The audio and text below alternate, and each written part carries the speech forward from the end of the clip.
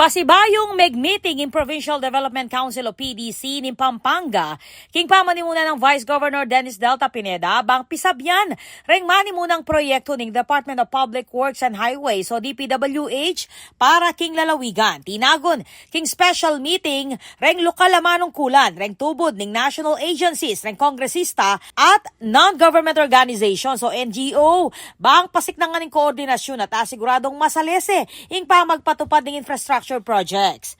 Kabilang karang inaproba ng PDC Resolution number 07, asusuporta king Pro-Esper Project ng Department of Trade and Industry o DTI para king pamagpasika ng negosyo at agrikultura.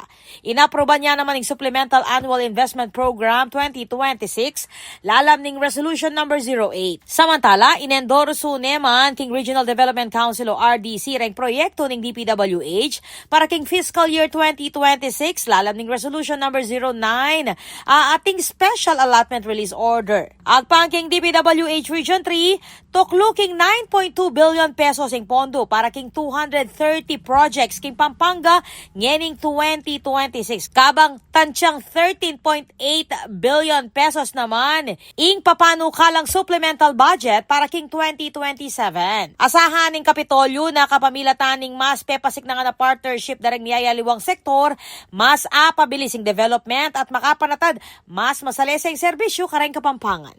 Ako po, Patricia Mamangon para King News Force Pampanga. Balitang tutuking Balen, susuyo.